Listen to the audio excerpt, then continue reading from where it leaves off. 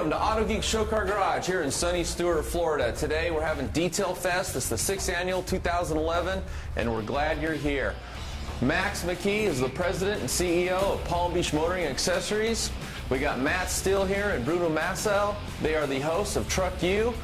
Matt Steele is a spokesperson for Autogeek, and we sponsor Bruno's race car. So how about a big round of applause?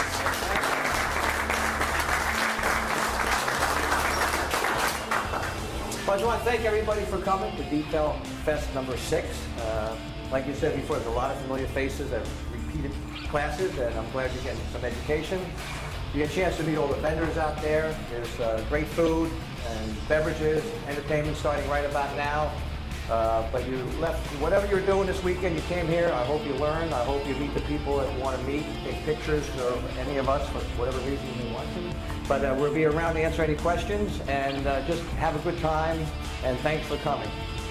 We've been talking about really the union of so many different things, from Autogeek to Truck U to Bruno's racing team, Trucks Gone Wild, all these forces kind of coming together. And this is really the infancy stages of it this weekend, and we're excited about the possibilities and what this is going to bring in the future years to come for everybody. And I know for a fact some of you guys haven't seen vehicles like the ones that are sitting out there. So, you know, these guys take a lot of pride in what they're building, so if you get a chance, walk around, check them out, and ask them questions. They love that stuff. These guys, you know, are just like any kind of car guy or any kind of vehicle guy. I mean, they love what they do, they're passionate about it, and they love to share that kind of knowledge and experience with anybody else too. So big trucks, big stuff. Some of them are going to be moving around maybe a little bit later on too, so we don't know. And I talked to, there's the guy with the big Explorer out there with like a 2,500 horsepower blower motor in it. He's a good buddy of mine, and I got it. He's going to crank it up a couple times during the day just because it's good and loud and it's cool. So maybe when that starts, some other guys will fire some stuff up too. You don't know what's going to happen. So it's great to have you guys here. It's Trucks Gone Wild. You never know. Besides hosting Truck U, I'm privileged enough to have Autogeek.net on board my racing operation this year. Thanks to Max and all the guys here for supporting my endeavors. We won the World Championship in 2009. We are going to bring it home again in 2011. If you haven't seen my ride, it's a Chevy Cobalt, but it's a little unique in the fact that it has got a 135-inch cubic inch 4-cylinder under the hood. It's turbocharged, puts out 1,400 horsepower. It is the quickest and fastest 4-cylinder in the world. And we have a lot of fun. And a lot of fun with it, and we're going after big things again this year. One thing I do want to mention to you guys, I had a chance outside of Truck U to spend some time with some of our wounded soldiers at Operation Comfort. It's a place set up in San Antonio to help these guys who are seriously injured in the Afghanistan and Iraqi wars to recoup not only mentally and not only physically but mentally. It's a great operation. That's how I met Max. He was a big supporter. He came on board and really tried to help these guys, and was a big sponsor of the event we put on, a show we did on Speed Channel on their behalf, and there's a raffle here supporting them. So you guys at home, you guys here, it's an effort that I think we should all get behind. These guys that lost a lot for our freedom, and it's something that I believe strongly in, and I'm proud to be a part of, and I'm proud that Autogeek was a part of. So it's something you should definitely look into. A lot of money going to charity out here today with that, and they're cutting hair and giving temporary tattoos. All that money's going to charity. There's not only is it fun and we're learning stuff and we're all having a good time looking at the stuff we do, but we're actually going to be able to potentially help some people in the process. Absolutely. That's wonderful. And is there some vets here from Operation Comfort? Yes, there's a couple guys there who represent the organization, and some of the injured soldiers. I believe 2 injured soldiers here as well. And I think there's a female too, isn't there? Yeah, Bob and Herb, and all the guys here at Autogeek. Max brought them all out here for this event, so that's another round of applause. Do you have any questions? They're great people, and it put things in perspective. When we go through our lives and we think we're traffic on 95, or it might have rained this weekend or something like that, these people are there, and it's really heartwarming. So if you have anything else to support, just go. They love to talk to people, just like the car people. They love to talk about how they supported us and protects our freedom. And on another note, you have some news about a new TV show. We have a brand new TV show. It debuts this coming Sunday, April 3rd at 11:30 a.m. on Fox Sports Network. It's called Autogeek's What's in the Garage. And it's we go out and we check out some really cool rides just in the average garage. We've got a couple high-end garages, low-end garages, a little bit of everything in between, some really cool cars and some great stories. So make sure you check it out, share that with your friends.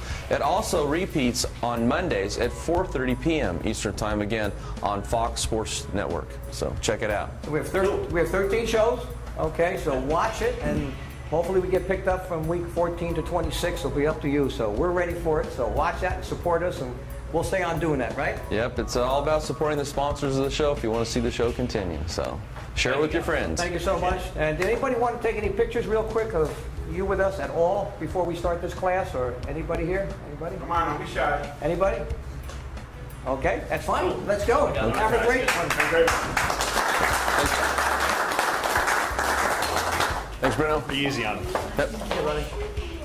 Oh, okay. Thanks. Hey. See you, man. All right, thanks. Nice to meet you.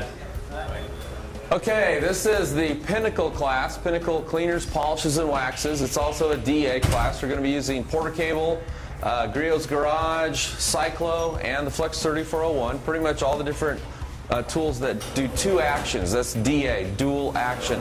They rotate in a circle, and they make a little circle inside the circle. That's the oscillating action. And these tools are typically very safe to use. Come on in and grab a seat, guys. Come on in and grab a seat. These tools are very safe to use. It's a great way to transition from working by hand to working by machine. Is there anybody in here that's never worked by machine? Can I just see at the show of hands? Never polished out a car? Joe, of course, he's here to try to pick up a few tips. Never worked by machine? Anybody else never worked by machine? So you haven't? Okay, that's okay. We all had to start out somewhere. Who here owns a Porter Cable? Show of hands. Okay. Who here owns a Griot's Garage? Okay. Who here owns a Meguiar's? Any of the versions? Okay. How about a Flex 3401? How about a Cyclo? Okay, so got a little bit of people everywhere there. Okay. I own a Griot's Garage, but it's sold in Europe under another name. It's completely identical. Yeah, I've seen that we're on the UK forums. For UK. Yep, different. Yep. But it's identical. It's going to work the same way. Yeah. So the techniques we show you here will work the same way. Anyway, so we're going to go through a PowerPoint here. I'd also like to introduce Rennie Doyle and Joe Fernandez. These are our two guest professional detailers from Southern California. And when we get to the hands-on section, they're going to be helping me to just kind of show you how to use the tools, get the most maximum performance out of these tools for defect removal, polishing to high gloss, and even machine waxing. And if you want to, you can actually remove the wax by machine. Jason, wants you to raise hand? Jason's back there. Jason is a professional detailer, does a lot of work for Griot's Garage, is that correct? A lot of real high-end show cars that he's going to be sitting in. Feel free to chime in anytime you want to, Jason. Okay, so let's go ahead and start the PowerPoint. And I just want to point this out right here. This is my little boy when he's 9 years old in this shot, and he's running a Meguiar's G110, the version 2 there. And he's actually machine polishing a 1966 Batmobile. And I always like to show that because it just shows you how easy these tools are to use, in case anybody's still working by hand. And the reason it's it's helpful to transition from working by hand to working by machine is because typically speaking, or generally speaking, the paints change. When we went from single-stage paints, starting in the 1980s, to base coat clear coats, the paints actually got harder. And that's a good thing, because what that means is the paints will last longer over the surface life of the car because they're harder, they're more resistant to breaking down. But they'll get swirls. They'll still last a long time, but the swirls are kind of unsightly. But because the paints are harder, it's hard to get them out by hand. Okay, so that's where the machines come in. There's a term from the old days. I always like to, a lot of people don't even know anymore because that's how old the term is, but it's called a hand-rubbed lacquer finish. Has anybody ever heard that term besides me? Okay, the reason that term existed was because lacquer paint is one of the softest car paints out there, and it's soft enough you could actually rub it out by hand. So a lot of times after you paint a lacquer paint job, the solvents in there would be rising to the top and evaporating out, and leave the finish looking kind of mottled. It's shiny and it's all done, it's all there, but it's not as shiny as it could be. So they would put it through a series of compounding and polishing processes by hand, and the end result would be a very high gloss lacquer finish. They call this a hand rubbed lacquer finish. But you never hear the term hand-rubbed base coat clear coat finish. And it's because it'd take you forever to try to duplicate that same kind of result doing the same thing to a clear coat system. The paints are just too hard. And in most cases, unless you use products specifically made for hand rubbing out base coat clear coat finishes, you just scratch the paint up. Okay, so the paints are harder, but they scratch easy. Because they're hard, it's hard to get the scratches out. And that's why tools like this Porter Cable here, that's why these have become so popular in the last 20 years. They're pretty easy, they're small, you can't really hurt yourself with one. I always like to do this demonstration. I've had the opportunity to work on some TV in the last year.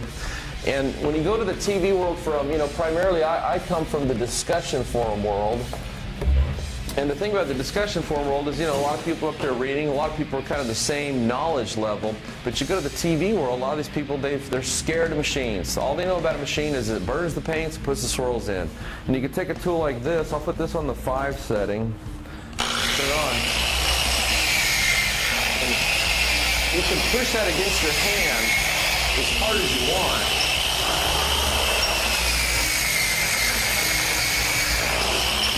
And it's not gonna hurt anything, okay? And it's not gonna hurt my skin. It's not gonna hurt the paint on your car. No swirls on my hand, but my fingernails are a little bit shiny now, and that's what I was. Took all the hair off too. But the tools themselves are very, very safe to use, and really one of the things I always like to share with people is if you're new to machine polishing, a good way to get into it is to start with the Porter Cable, the Griot's Garage, or the Meguiars, and then as you get your comfort level up, then you can move on to things like the Flex 34-1 or up to the rotary buffer. And we had a class here where we introduced the new Flex PE14, which is a very lightweight, compact, well-built rotary buffer. And a tool like that actually makes it really easy to transition to using rotary buffer because it's lightweight, it's easy to use. It doesn't take a big, strong arms to use the thing. Anyways, let's go ahead and, where'd my clicker go? Go through the PowerPoint presentation. Oh. Yeah, I need this in there. Our last demonstration we were running off a laptop, so the software for this was in a different location. Oh, good point. There we go. And we can do it the old-fashioned way. Okay, so Pinnacle, cleaners, polishes, and waxes. Anybody here use Pinnacle products? Okay. A lot of people know the finishing wax. Okay, this is the Pinnacle Sovereign Carnauba Paste Wax. It creates a really nice, deep, dark, wet shine. But there's also the Pinnacle Advanced. Well, this is the. You can use this by machine, but this is a light, real light paint cleaner. There's the Advanced Swirl Remover and the Advanced Finishing Polish. And see, these aren't as aggressive as, say, a compound, but most people, when they go to polish up their car, they don't need anything that aggressive. They're not ready for anything that aggressive. They're just trying to remove light swirls, scratches, and water spots. And so starting out the Advanced Finishing Swirl Remover, perfect product to start with, and it's real easy to use, and you really can't mess up with that product. It's just, I would like to use the word Bubba proof, because it's just, you can't make a mistake with it. The finishing polish finishes out totally crystal clear, no haze, no tick marks, ready for a coat of wax. So they're real easy products to use. What I'm going to be showing today is 5.5-inch pads. This has been the trend in the industry. These are the CCS. CCS stands for collapsed cell structure. What that means is these little divots you see in here where the foam has actually been compressed, and the pores there have been sealed up so the product won't penetrate easily through them. So instead of loading your pad up full of foam, it helps keep the pad between the paint and the pad itself, and that's where you want it. We're also going to be showing what we call the Hydrotech pads. Now the Hydrotech pads, this is a 5.5-inch, and again it's about 3/4 inches thick. And this is what they call a closed cell foam. This is an open cell foam. And the way you can tell is if you take this, and I'm not going to pass these around and ask you to do this because it's kind of a personal thing, but you take them, try to blow through this. It's very hard to blow through this because the cells are all closed. Now if I try to blow through this, it's real easy. I can blow air right through it. So it's two different types of foam. Someone asked me earlier today which one did I like or which one works the best. They both work great. You know, it's just basically personal preference. Some guys really like the Hydrotech for the parts they're using. Some guys like the CCS. But I'll tell you this, what really comes down to making a show car finish is your technique. If you're using good technique and quality polishes, both these foam pads are going to help you get the results you want. So that's why I brought them both out here so you can try them both, check them out. I want to go ahead and pass these around. So check these out, pass them that way. If you've never smelled the Pinnacle Sovereign Paste Wax, smell this. It kind of makes waxing your car a lot of fun, besides giving it a show car look. Then I'm going to pass around a couple of different pads. This is an orange light cutting pad. This is a red finishing pad. And this is a white polishing pad. So usually you'd start out cutting with this, removing the major swirls and scratches, polishing to high gloss with this, and then applying the wax. If you want a machine, apply wax, applying with the finishing pad. But what you can do is you kind of take and compress them. You can tell how dense they are. And like the red finishing pad is really soft. It's easy to compress. and it's the softness and the aggressiveness that determine what the pad is going to do for you. I'll go ahead and pass around the Hydrotech pads, and sometimes this kind of throws people, but in this line, the blue pad is actually the cutting pad, okay? The tangerine pad is the polishing pad, and the crimson pad is the finishing pad. In this line over here, the orange pad is the cutting pad, so it kind of can throw you a little bit, but you just got to kind of lock that into your brain, which one's which. There you go. If you want to blow on them, blow through them, you're completely welcome to. My clicker. My clicker go. It feels harder than this orange, so it's cutting pad, for some reason. Right. Okay, so let's talk about the common problems when we talk about machine polishing. So when people start machine polishing, usually one of the most common problems is they start with too large of an area. Now, most manufacturers recommend a 2 foot by 2 foot area. But when you're using a DA polisher, because it's fairly safe to use, that's usually... Hey guys, thanks. Hey, when you start out polishing, you want to shrink your work area down. I always type on the form about 20 inches by 20 inches, and that extra 4 inches in both directions actually shrinks your work area down to quite a bit smaller area. And you can work a larger area, but the goal is if you're working on a car, is to remove the swirls and scratches. And if you're done buffing out a section, if the swirls and scratches are still there, that could be a sign that the swirls and scratches are either deeper or the paint's harder. And if that's the case, you need to shrink that work area down. And that way, when you do that, what you're going to be doing is you're going to be taking your pad and buffing, and you're going to be putting more concentrated effort to a smaller area. And what that's going to help you to do is remove more paint from that area and thus remove the swirls and scratches. You start buffing a bigger area, you might think you're working faster, but if you're not getting the defects out, then you're going to have to go back and do it a second time. So you want to shrink your work area down. Don't tackle too big of an area at one time. Too low a speed setting. Now the Porter Cable, the Griots, and the Meguiars all have a variable speed setting on them that goes from 1 to 6. And a lot of times when people are new to polishing paint, they're kind of scared of the tool, so they run it at too low a speed setting. But for the most part, when you're going for the first step, and that's to remove the defects, you want to be on the 5 or 6 speed setting. You're going to need that pad rotating. One of the things we like to show people is to always take and put a black mark with the pin. So here's your backing plate, and take and mark that thing. And what this says is now when it's rotating, you can tell easily visually that it's rotating. And if it's just staying in one place, then you're going to see that too. It'll look like this. Okay? It's not going, you want that rotating. So if I bump the speed up here, you can see it's rotating.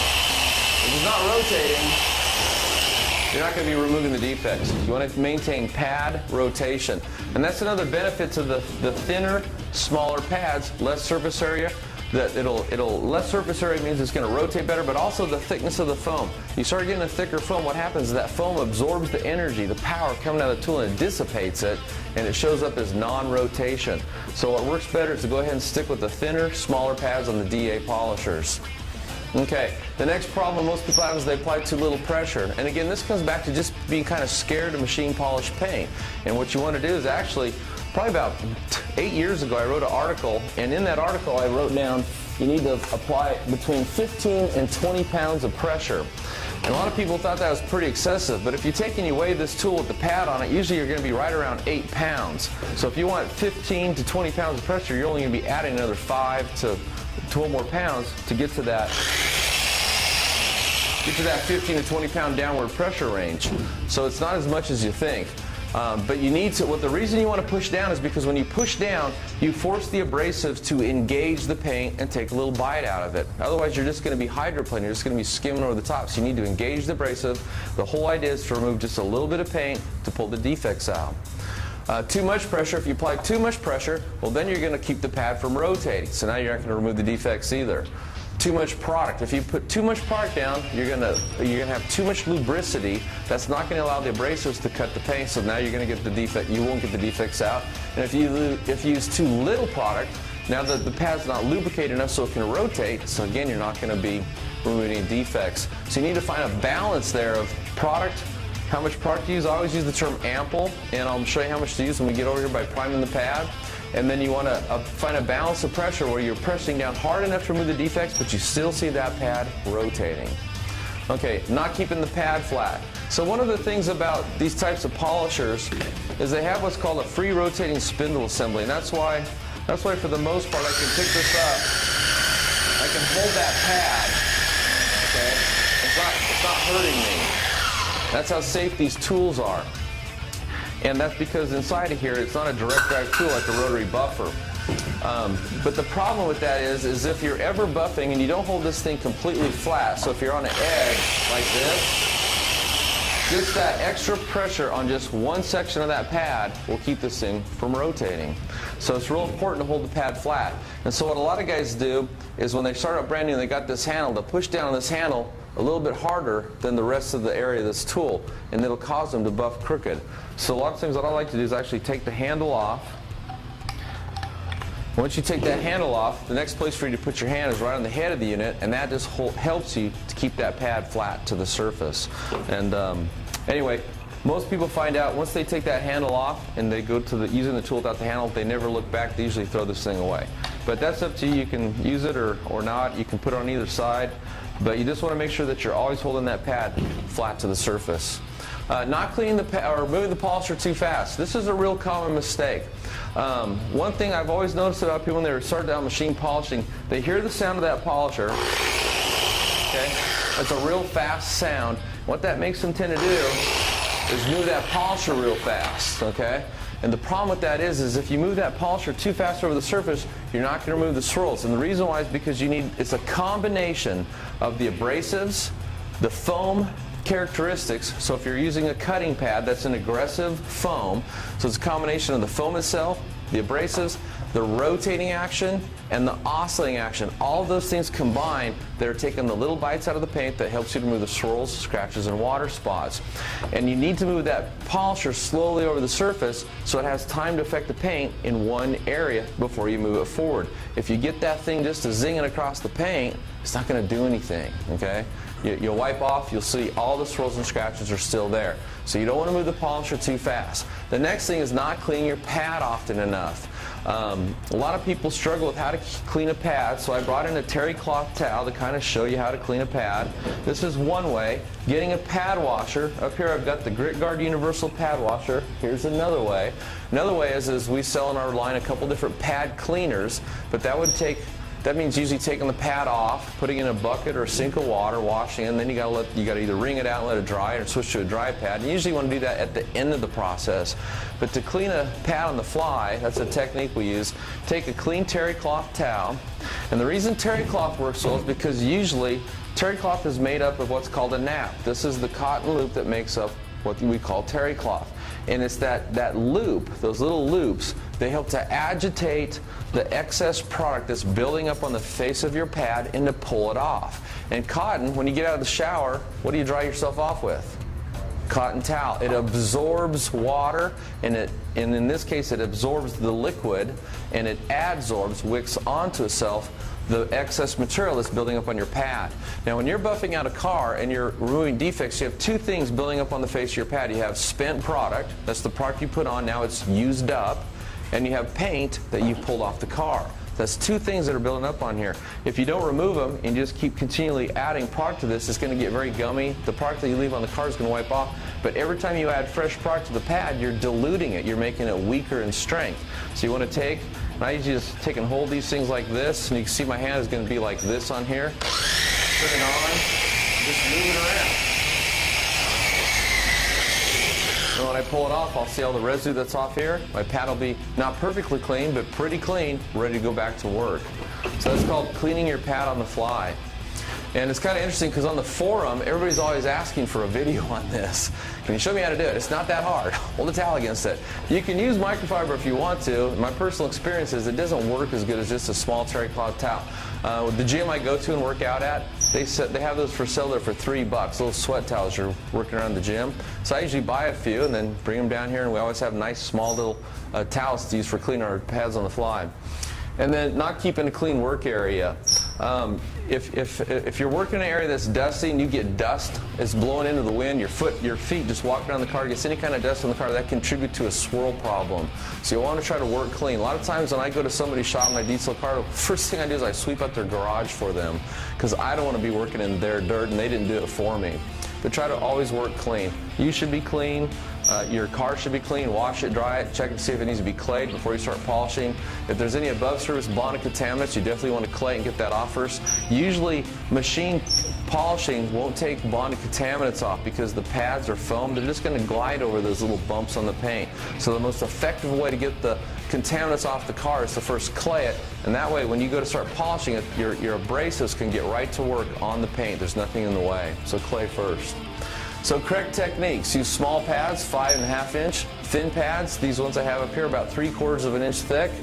Keep your pads clean and dry before you use them. You know, you don't have to put on a brand new pad every time you want to switch pads. You just make sure the one that, if it's used, you've previously cleaned it and it's dry.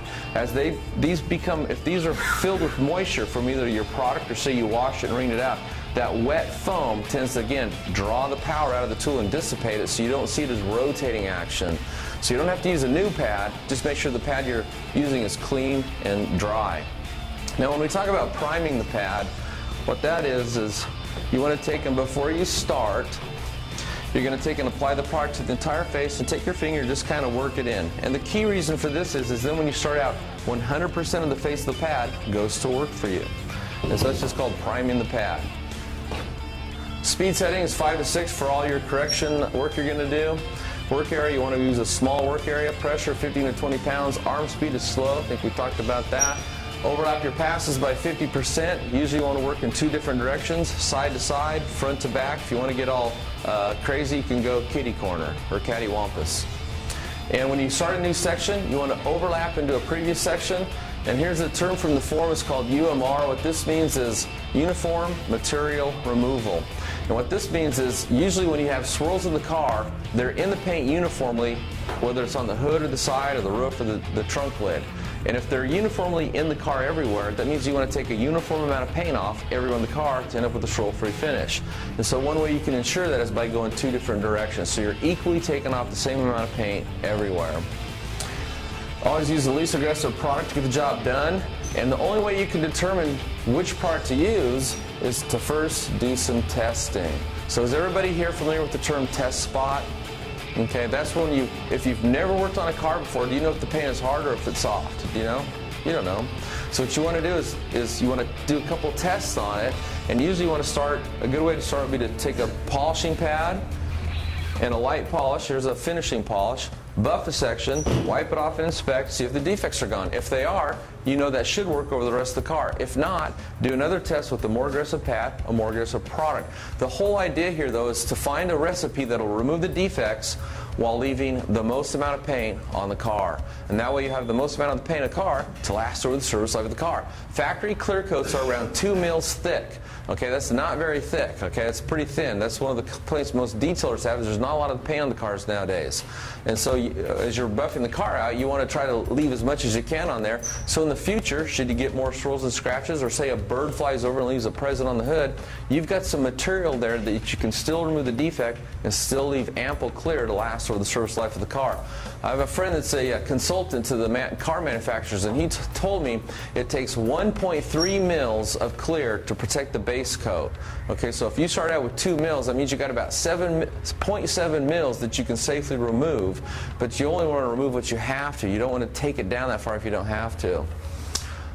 Tape off and cover up. A lot of new cars. If you look back here on the this Galant, look where the A-pillar leads up to the roof. See that plastic trim, that rubber plastic trim between the roof and the where the door meets the windows meet the roof line? Areas like that, if you run a polish over those areas, a lot of times it's going to stain it white, it's going to be hard, you're going to get wax down in the cracks. So a lot of times it's faster to tape off areas like that, the windshield wipers, the grill in front of it, but anything with rubber or plastic trim, you want to tape it off. A lot of guys like to put what they call a wheel masker over the wheels so you don't throw any kind of splatter onto the wheel or the tire. So you just want to tape off and cover up anything that you don't want to come back and use a toothbrush to detail wax out of later. One of the techniques I always like to do is, of course, start at the top and work your way down. For most of the cars I work on, what I actually do is I'll do the top through the whole process. So I'll compound it, polish it, wax it, get it completely done, and I'll put a soft flannel blanket over so dust doesn't get on, just get it done. And then I'll work from there down. That's my own technique. Some guys like to do it that way, some guys don't. I like to do it for two reasons. One, once I finish the top, I don't throw any more splatter down below where I'm still working, so I got to come back and re-wipe it off the car. But the other reason why is if a customer comes by, and I don't know the guy, but he looks at the car I'm buffing out, I can pull the blanket back and show him the car before, which is still ugly down below, the car after. He can see the difference. I might get a new customer that way. And also it impresses the owner. Okay, the owner comes by. A lot of times if you go buff out a car for somebody, you know, buffing out a car, usually I wouldn't work on a Galant, but something really cool. It's going to take you most of a day. Okay, get there early. If you're doing show car work, and you got a customer coming by, and they have no idea what you're doing, and you know, you can show them, here's what your car started out. You've got the hood or the fender there, and you pull that back and show them the roof, and they can go, wow, man, that looks good. It gets them excited, so they can see what they can envision what their whole car is going to look like. And then clean your pad on the fly. I think I just showed you that. Okay, so now it's time to do some hands-on. Who here has never used a DA polisher? Just show of hands. Okay, so I want to get you guys on DAs. Who's never used a Cyclo? Okay, so if you haven't used a Cyclo, I got some Cyclo set up here. I got Rennie, I got Jason, and I got Joe back here. And so, who's ever used a Flex 3401? Okay, so the tool that you haven't used, that's the tool you should probably gravitate towards, and let's try to polish out this Galant. So, let's go.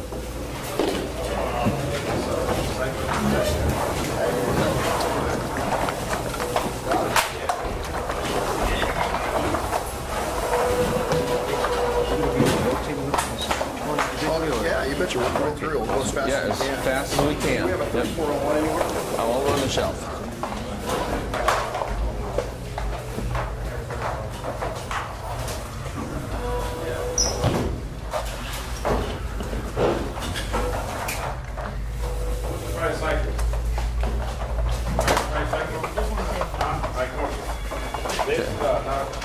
Yeah, let's do it.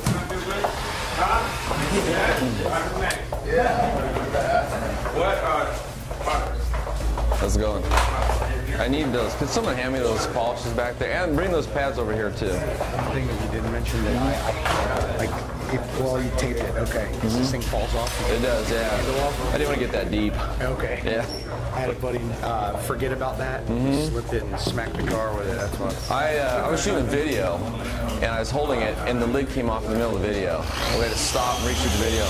Yeah, don't turn that on and leave that sit in the air. Put your hand against it or put it against the paint. The pad will go flying off across the room. Yeah, so don't hold that thing in the air like that.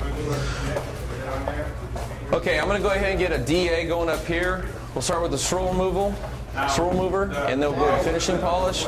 He's got a 3401 over there. And I need a polisher. Oh, there you go. Use one of these. What do?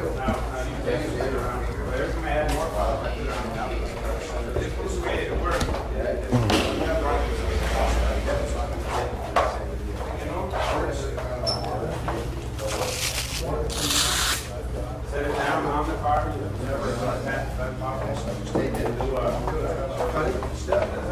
Washing step. What I'll do is I'll take it. We'll put it on. Okay, so in the Hydrotech, this is the cutting pad. You put these on. You're just going to take and get them lined up as best as you can. Tap it on there. Go ahead and hold on to that. Yeah, thanks, sir.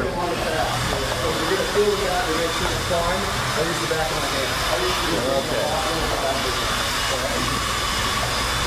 Shake well before you use it. This is the advanced swirl remover.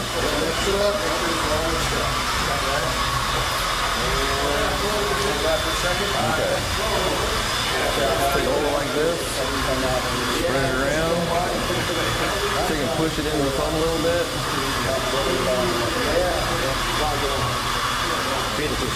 Yeah, you just want to cover the entire face of the pad. And again, that way when you turn the polisher on, 100% of the pad is going to work for you. This is the first time, yeah. After this, you don't got to prime it again. Yeah. You just want to clean it often. Okay, so there we go. It's ready to go. This point here. You've got shades or garage. Put a couple drops on there. And then we're going to take and tackle a section about this big. Don't ever turn this on until it's in contact with the paint. Cord over shoulder so you don't sit here and mar this thing. We're going to start it at the 5 setting. Things you want to do first is turn on and spread your product out over the area you're going to work. And you can do that rather quickly because you're not trying to move defects at this point. You're just trying to spread your product out.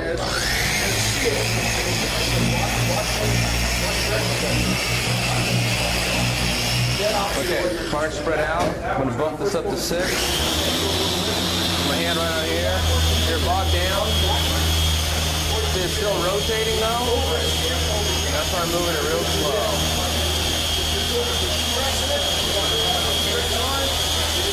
Overlap by 50%.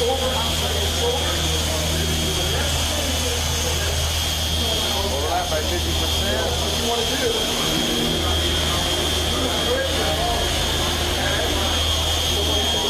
Change direction. Overlap by 50%.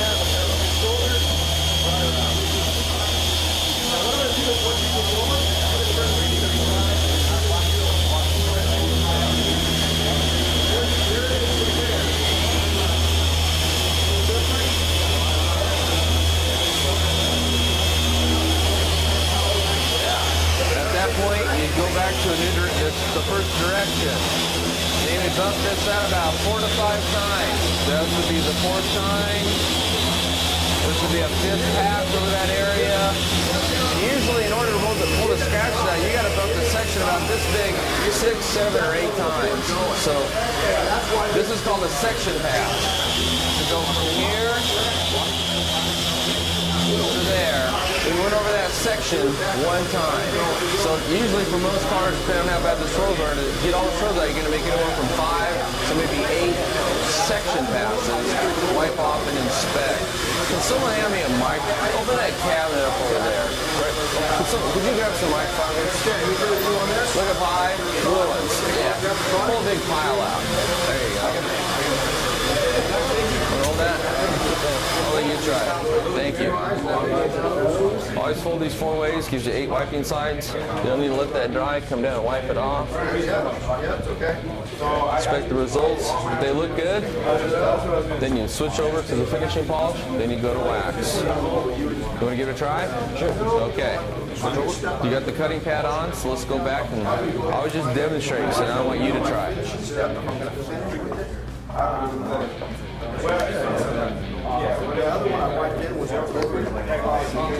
Okay, turn it over. Don't turn it on until it's in contact with the paint. I'm just going to guide your hand here, okay? Ready? Turn it on. Spread the product out. Okay, now that it's spread out, you can put your hand here or the handle, whichever you like. Push down a little bit. Start moving it real slow.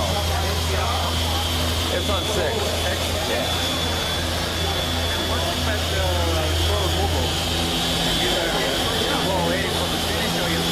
Well, if I was up in this car, I'd do the whole car. Do that step to the whole car. Then I do the whole car with the finish polish. Yep. Then I go to the wax. Perfect. He's doing perfect. Pretty easy. The thing I always tell people is if they're new to machine polishing is maybe only tackle the front clip one day. You know, don't try to do the whole car one day. You might get kind of burnt out. Just doing the front clip and do 3 steps, that'll take a while. 4 or 5 hours. Okay. You're in the air back there. You want to try to hold that pad real flat. There you go. Use most of the pressure here, less here. Looks good.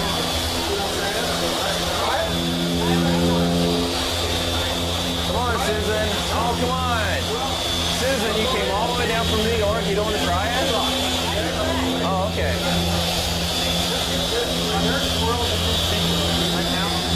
I'm probably going to sell one.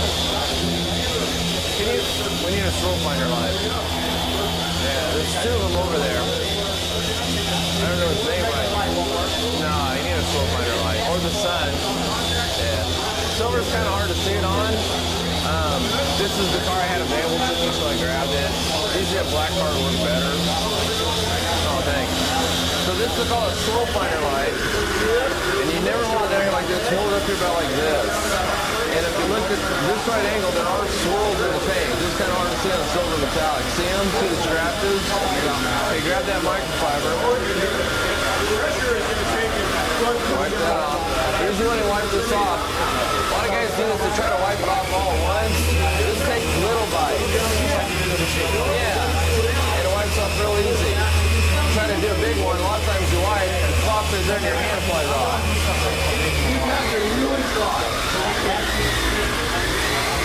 Okay, now let's look. All the swirls are gone. I mean, they're all gone. Come down here and... Yeah, pretty easy to see there. Not a lot. But okay, they're gone. So that's the point is the system works. So... Okay, who wants to try this next? Step right on up. Side of the real car when I take this thing back, man, they're going to be. I've got brand new in my car. Wow. Okay, so tell you what. So you guys know too. Hand me that towel. You know what that is? Okay. So he's polished there. I kind of polished there. If you turn this over, see that residue starting to build up there? Okay. So we want to take Just a little speck. terry cloth towel. It's clean. Stick this on here.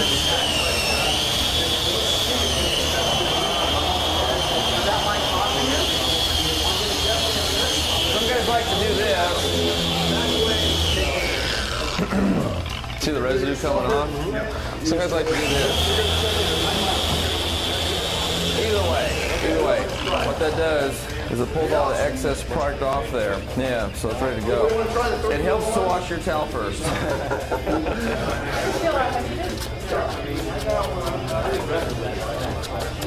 Okay, good enough. So grab the advanced swirl remover. Always want to shake your product up a little bit. If it's been standing, just shake it. Okay. Shake it up to the end. Now pull the cap open. Don't turn it back upside down though. Like this. Yeah, well you just, all the product's running to the bottom though. So usually, I learned it from making videos. If you hold it like this and then on video you go to put the product on, big old air bubble comes out. But shake it down, now it's all down there. And put a couple drops on there. There you go. Good enough. Okay, now you want to spread it out first? You can come down here. Yeah, come down here and polish. I'm going to guide your hand to start with. Let's put the cord over your shoulder. And I will show you how hard to push down and how fast to do it. So turn it on. And let's just spread the product out. Go right to that body line. Now that it's spread out, let's slow it down. So there's the weight of the machine. Put your hand on there. Yeah, I'm going to leave that on there. Put your hand on there. That's too hard. Okay. Now right there. Come up. Overlap by about 50%. Overlap. Come up. Go right along that body line. That body line. When you get near, change direction. Down. Overlap. Overlap. Overlap. Perfect. Okay, now what you don't want to do is this.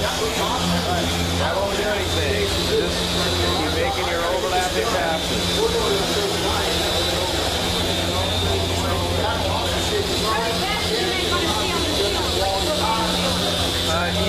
Usually you want to do a little testing. This actually doesn't have a lot of swirls and scratches on real deep, so they're coming out pretty easily. This is actually a fairly aggressive polish. I wouldn't call it a compound, but it's got some bite to it. It's a little more aggressive than the Wolfgang Soul Swirl Mover, so that should give you an idea. But is that all right? Use some muscle. Push down a little harder. There you go. Use a little muscle. I like that. I'll let you try this and I'll show you how hard it is. But he's actually doing perfect right now. First time you've used it? Yeah, I got a nice one in the car. Okay. Six settings. But for most cars, it's going to take about 6 to 8 section passes to get the majority out. After that, anything that remains behind is usually pretty deep. You might want to live with it. When you get to the next step, do as many passes? No, usually about 4 and you're done. Yeah, 'cause you're just... just refining the results that's created. And it shouldn't take that many passes if you do this step right. How do you determine? You're going to do that, or you're just going to go right like a polishing or polishing or Well, that's just some testing. Yeah, I like to put a tape line down and work on one side of it. And that way you can clearly see what the difference is. Okay, let's call that good. Yeah, keep it in contact with the paint till it slows down. Okay. Yeah, that look about 6 times you went on there. You feel that now. It's really nice. Phil, this hasn't been buffed at all. Much slicker over here. Okay, who wants to try this next? Come on. That's how I get most of my job. Just let it feel it. Like on my car. I took him out to my car, the white one, my white Lexus. You couldn't stand there and look at it in the sun when I was done. Yeah, put like 3 little drops of shake it down a little bit. Let me get another polisher going. We can get a guy up here. Whoops.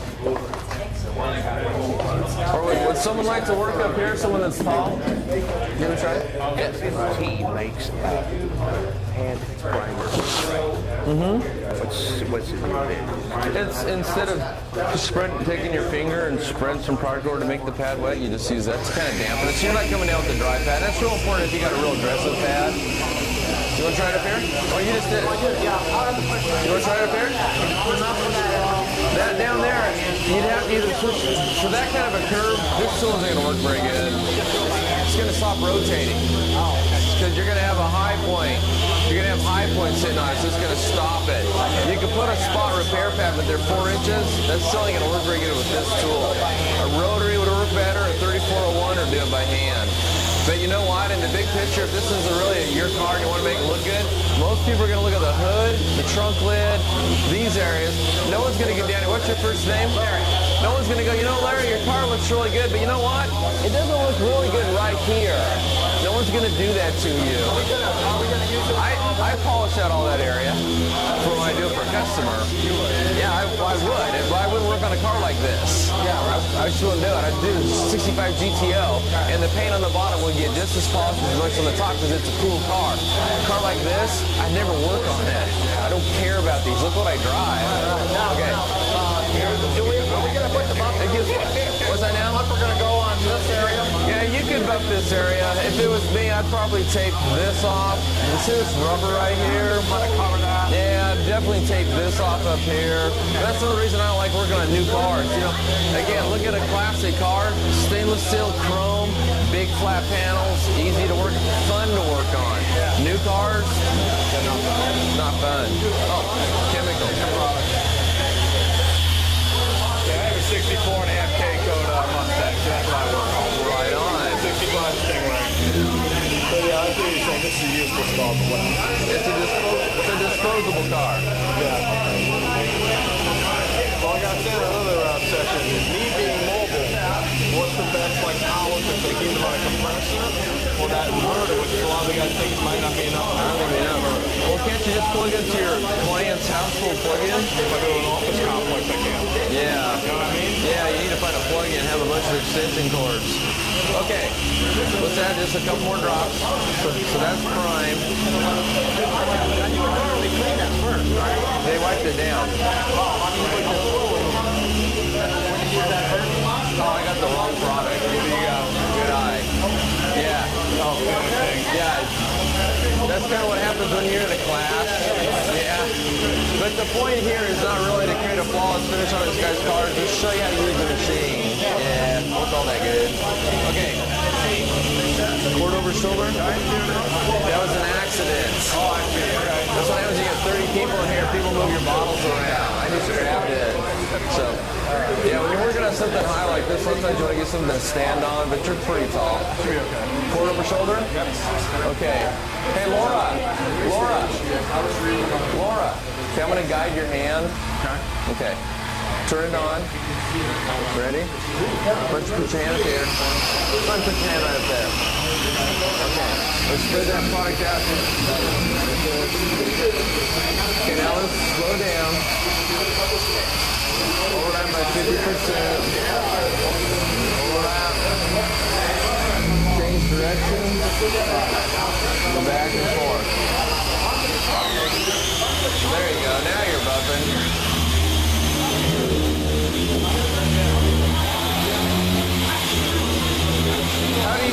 you're buffing right now?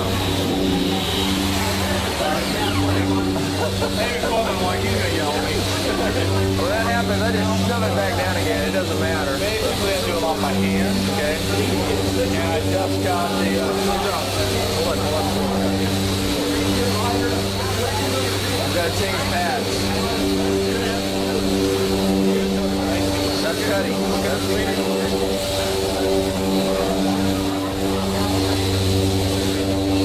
Serving him up for the next class. yeah. This is the finishing pad. I want to try Okay, well, then that pad. Yeah. You hear the rapid flow, you know what I'm saying? Center it up.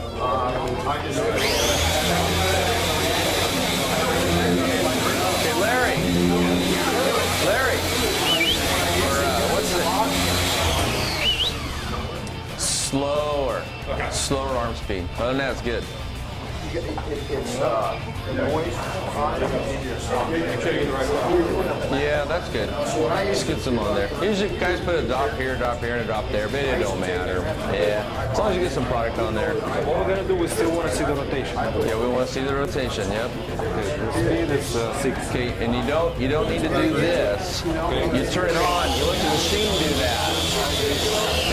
So watch. See the same thing. You just spread it all over the pad. You let the machine. Guys, that's old school. Like guys do, they put their cloth right here, they go like this, then they turn it on. But if you just turn it on, it does that for you. You don't have to do that part. Well, but don't do that. Don't put on too much product. Yeah. Okay. What's the speed that's going to be on the Griot again? Same. 6? Yeah, same. You want to use the 6? You can drop down to the 5 if you wanted to. Softer paint, shallow scratches. Go probably around the 6. Okay. Go ahead, turn it. Something like this. Yeah. That's probably just go wrong. You don't need to go back and forth. Straight on. Okay. And this is a little bit harder section above. Now come down here like this. Overlap. Overlap. Overlap. Just keep doing that back and forth. I'll say 6 times. We'll call that 2. Now you're on 3.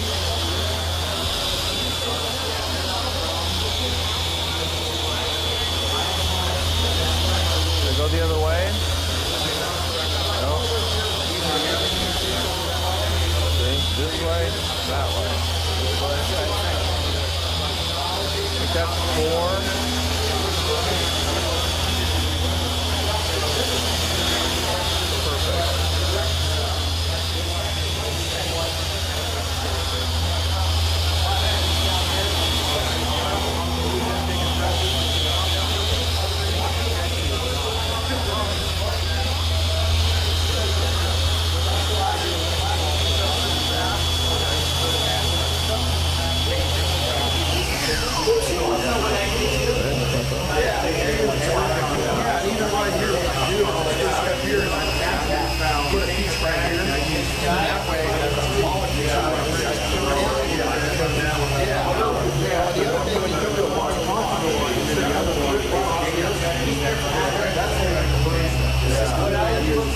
They swirl pretty. It looks beautiful.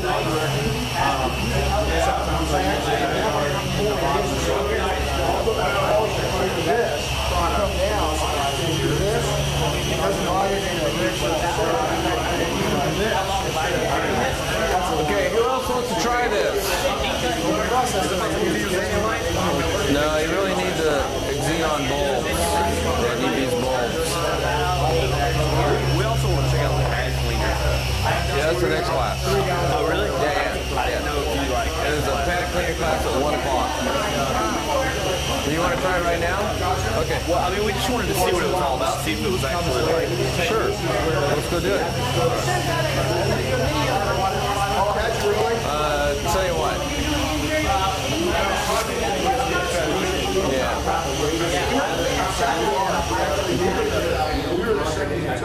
The reason I want to do this is because it's gray and it'll show up better. Yeah. Hey, can I get everyone's attention for a second? We need to start wrapping this up. if you haven't had a chance to try one of the tools, probably after like 2 o'clock you can come in here after the last class and play around. But we got a tour that's going to come through here at about 2 o'clock. And this gentleman, what's your name? My name's Lee. Lee wants to see the pad cleaner in action. So I'm going to use some of this finishing glaze here right quick because it's gray. And so when I wash it, you'll see, not all, but most of it come out. So I'm going to use this. Does anybody want to try the DA polisher real quick? And then we'll show you how to use the pad washer. There is a pad washing class coming up at 2, but he's going to be leaving, I guess, so I thought I'd show it to him. Anybody want to try this? I can try. Okay, there you go. Okay, you just had all the lessons. Let's see you do nail everything right now. So just this section? And tell you what, why don't you just work this nice big square area here, okay? Then you don't got to worry about these body lines. No pressure. 3, 4? Bump it down to 5. Okay, there you go. Cord over shoulder. There you go. You don't want to mar the paint. Spread your product out first. Spread it out over there you want to work. Okay, now start making your overlapping passes. You want to start out applying a little bit of pressure, keep the pad rotating. After about 2 or 3 passes, then let your pressure come up a little bit.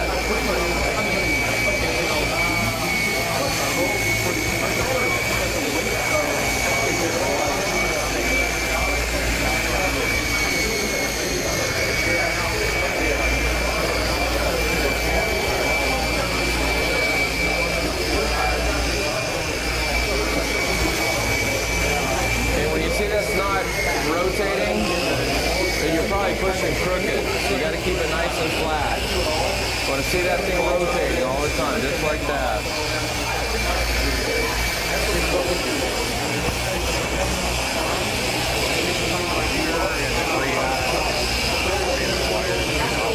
They're all the same type.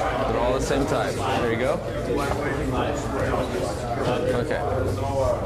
The cherry cloth towel. Yeah, they're all the same type of tool. I have like 3 or 4 articles on it, on this tool. Whenever I write about it, I just list them all, and that's the indicator that they're all the same type of tool. So if you get a chance to get on to autogeekonline.net, that's where the articles are. Okay, can I get everyone's attention? Okay, let's bring the focus back here just real quick. I'm going to do 2 pad cleaning. 1, terry cloth towel. This is going to be a little more dramatic because the product is gray. Hey, what's his name? Yeah, Mark. Guys, come on up here, just real quick. We got to bring this back together. The class is just about to end. So I was using the advanced finishing polish. It's a gray product.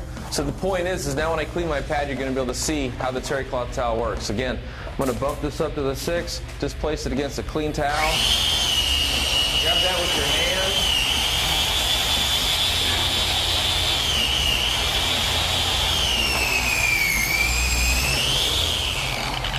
You see it pull the excess product off. Okay, pad, is it perfectly clean? No, but this is called cleaning your pad on the fly. The terms on the fly means how long is it going to take to buff out your car? Like most of the day? Yeah, you don't want a process that cleans your pad that takes an hour. You want to clean it pretty good and then get back to work. So you're cleaning your pad on the fly. You get back to work. It's a pretty good way to get it pretty clean so you can get back to work. Now let's come up here and look at a pad washer. Or could I have someone wheel the pad washer this way? That'd be better.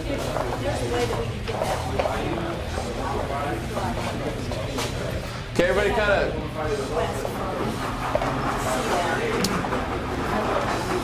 Oh, where'd Yancy go? He's working stuff out. Oh, okay. Tell you what. Somebody hold this. Hold on. Yeah.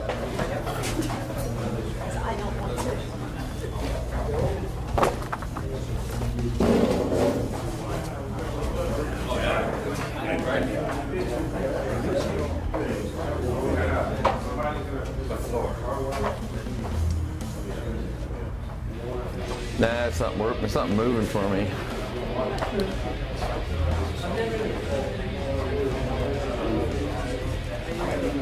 Okay, guy with the white shirt, step out of the way. Here we go. Yeah, that's good. Okay, so just real quickly, this is a Griot Universal Pad Washer. The way this works if you look inside here, there's these four look like little plastic cups. These are spring-loaded, and one of the keys to making these things work is you need to pump this thing up and down, okay? That's going to inject the cleaning fluid into the pad. And then you're pushing it against this grit guard insert, which is going to act like a squeegee to squeegee that product out of the pad. Then you lift it up, run it at a high speed for a few seconds. It'll sling out most of the water, ready to go back to work. So it look like this. Close the splash guard. Turn this on, usually around the 3 or 4 setting.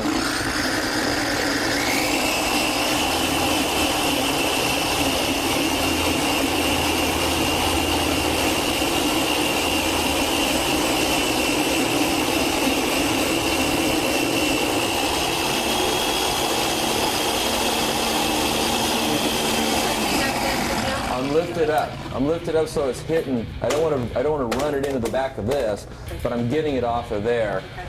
There's a clean pad. Is it perfectly clean? No. If you want it perfectly clean, spend some more time doing that. There you go. There's the clean pad. Okay, so that's anyway. There's a class on cleaning pads. Starts at 1 o'clock. To go a little bit more in depth, that's just a real quick way how to do it. Now, can someone hand me that terry cloth towel? So there's another thing you can do. You take this off, stick it right here. Okay, and then what you're going to do here is you're going to push this down. See the water coming out?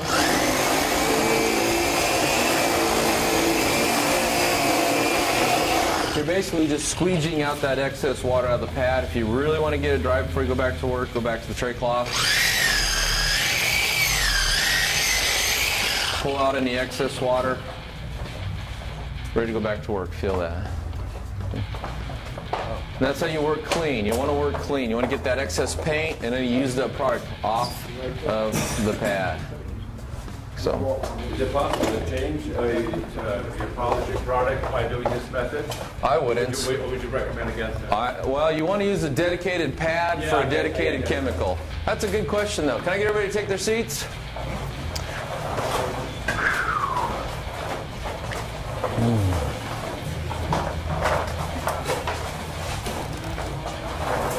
Okay, thank you, Yancy.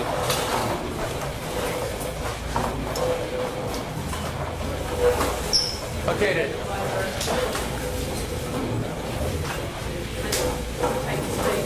Okay. Okay, did everybody that wanted to try a tool get a chance to try the tool they wanted to test out? Yes, okay. So coming up, May 14th and 15th, we have Detailing 101 and 102. And these classes, they're about 8 hours long. They start at 8 in the morning. They go to 4 or 5 in the afternoon, so it's a full day. You get a lot more hands-on time. We bring in usually a dark colored rental car. If it's not scratched up, I will scratch it up so you can really see if you're removing the swirls and scratches. So a really in-depth class. That's May 14th. May 15th is Detailing 102. A lot of people want to learn how to wet sand. I don't know why, but they do. Want to learn how to wet sand and then remove the sanding marks with the rotary buffer. Now, the sanding marks could also just represent swirls and scratches, because the key is then learn how to use a rotary buffer with the compound or wool pad, remove your sanding marks or swirls and scratches, use a rotary buffer with the foam pad, polish to a clear high gloss, and then we go to DAs, finish out, apply coat of wax. But that's the advanced class. When we do the sanding, we learn how to hand sand using Nikken papers. It's electronics grade paper. Then we follow that up with learning how to machine sand. So we do that with air-powered DAs and electric polishers like we're using over here, only with sandpapers from Meguiar's or 3M on them. So you learn how to hand sand, machine sand, use a rotary buffer to remove sanding marks with the wool pad, rotary buffer with the foam pad to restore a high gloss, and then finish out with the DA and put the wax on by machine. Coming up May 14th and 15th, you got a flyer right there. If you want to get signed up, last I heard the class is probably about full, so I need to call pretty soon if you want to get a seat. Other than that, thank you very much. I hope you had a good time here at the Pinnacle DA polishing class. So, thank you.